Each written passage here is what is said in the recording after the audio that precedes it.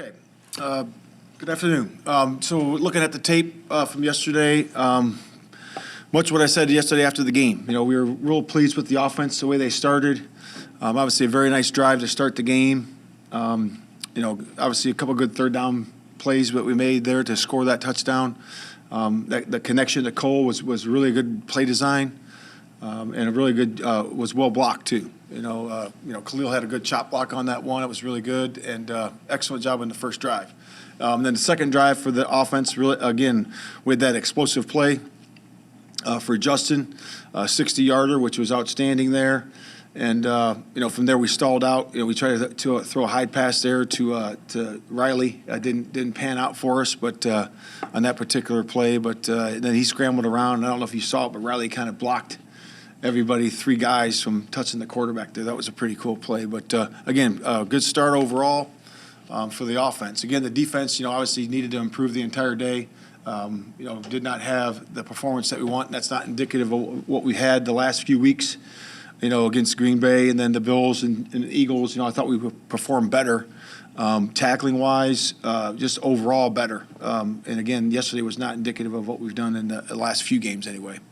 So, you know, then just an update on Pettis. He did come home on the plane last night, so he's all set. He's been cleared.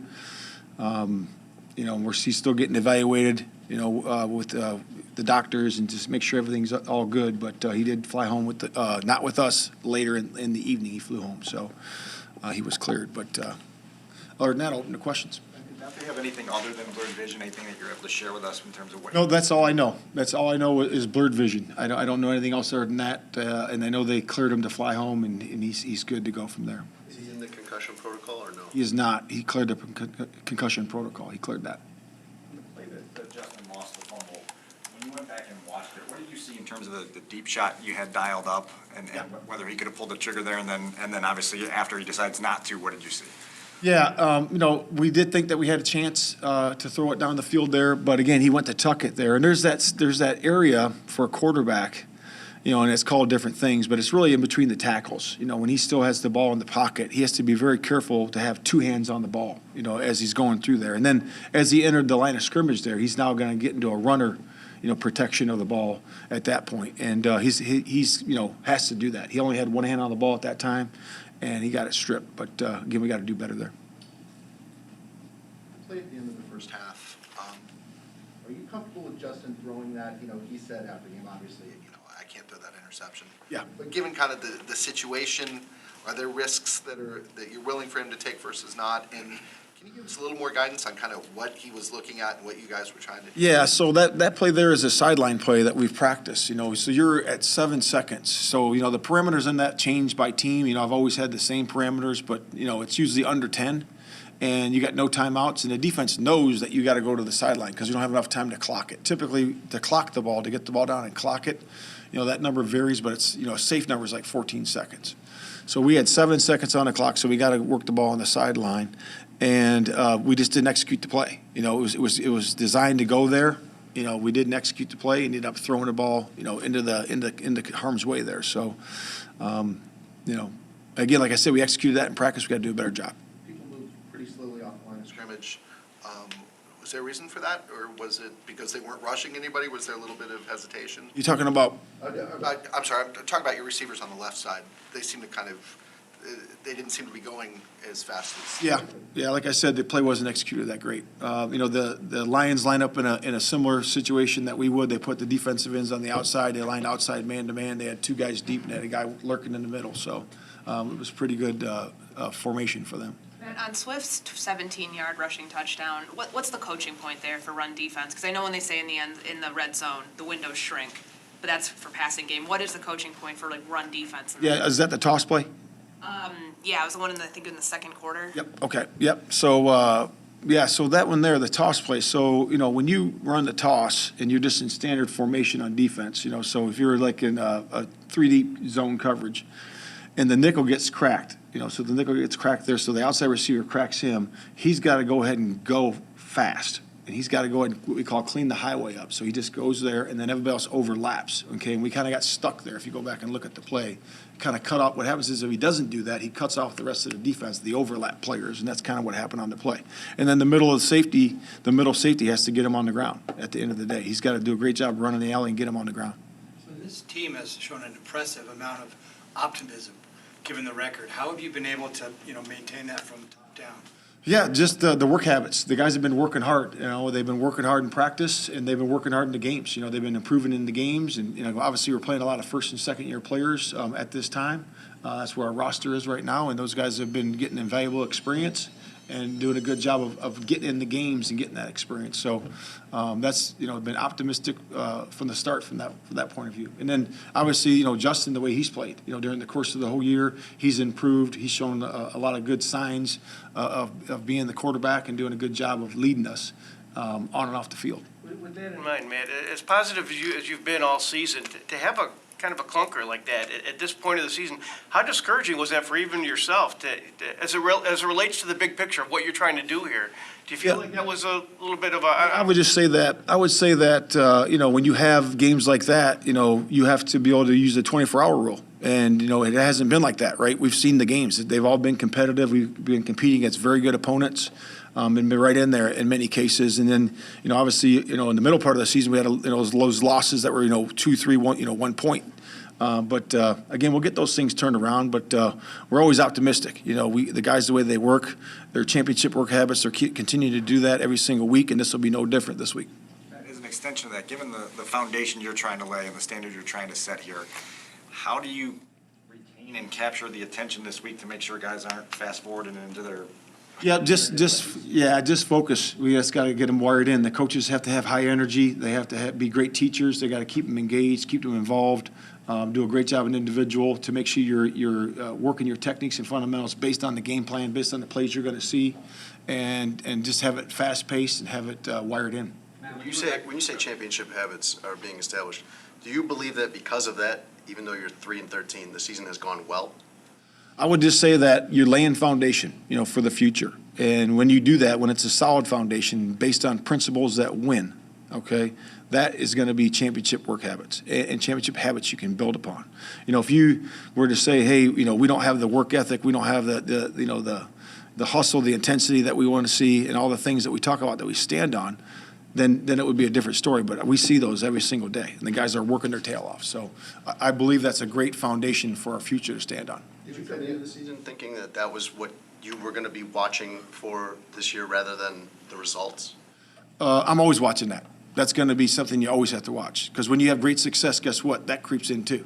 So it's the other side of the coin, right, that we can't see right now, but we're going to see it, right? And then you got to make sure you still have that great foundation to stand on, because there's things that come with that too. So we got to make sure we're doing a good job with that. You said yesterday that Justin's going to play in the finale. Does that go for everybody? Is there anyone on the roster that you would consider not playing? Like I said, we're working on that on everybody, including Justin, and we're going to I'll visit with Ryan, the rest of the coaching staff, and the health of the football team, the entire health of the team. To me, is where we were 2 weeks ago is different than where we are now. So I think it's important that we evaluate that. This offense has been so good at scoring on opening drives this year, and then it feels like when it has to go off script, that's when they get behind the 8 ball a little bit. Why do you think that is? Is there a reasoning just in watching back the tape of seeing, getting in 3rd and long in situations that are not favorable to prevent that going forward? Yeah, I just think, there's some series in there that you see that, when you get behind, for number one, let's not take sacks. Let's do a good job of getting rid of that. And that's all 11. So I'm not just saying that's Justin, because it's not. It's the protection, it's getting the ball out on time, and then you're staying on track, So you don't want it to be 2nd and 17. You get behind the sticks there. Now, Luke did call a couple of good plays to get us back on track, to get us to 3rd manageables, I thought, and he did a really good job there. But you want to avoid those at all times. You want to be in 2nd and 6, 2nd and 5, where it's a manageable down a distance, and that kind of helps you that way. To clarify what you were just saying, are you saying that there are ongoing conversations about whether to sit Justin this coming week for Week 18? Well, I would just say that ongoing conversations about everybody. about everybody, what we need to do, what's best interest for our football team, going forward. And that conversation, we're going to have that all the way through Wednesday, all the way through Friday, and we'll decide as we go. Will you know on Wednesday who your starting quarterback is? Potentially, yeah. But you said yesterday if he's healthy, he will play. Is that still the case? Yes. Yep. Going back to Fields taking the unnecessary sacks, and I know it's all 11, but from his perspective, just him, we've seen him not only taking those sacks, but, running out of bounds behind the line of scrimmage or holding on to the ball outside the pocket. Obviously, he's a playmaker. You like him keeping his eyes downfield and making those plays. What are the conversations like to balance that? That, yeah, you want to keep it alive, but sometimes you just got to throw it away and live to play another day. Yeah, and he stated that before, and we continue to state it. And he's going to get better at that, So he's going to get better at getting the ball out of his hands and getting it to the runner's hands. A lot of times he thinks it's a safe way just to run out of bounds, but he's taking a hit there where he can just dump it down to a receiver and or a back. If it's a scramble drill, he can look down the field and take a shot down the field. So he's continuing to improve that. That's a big part of his game that he has to grow into going forward because that's going to save the shots on him. When he takes the ball and runs 60 yards, sure, we all love that. That's fun to watch, and that's a game changer, right? But when he gets the the unscripted plays where they're on time, he's got to move around. Let's just take the check down, let the runners run.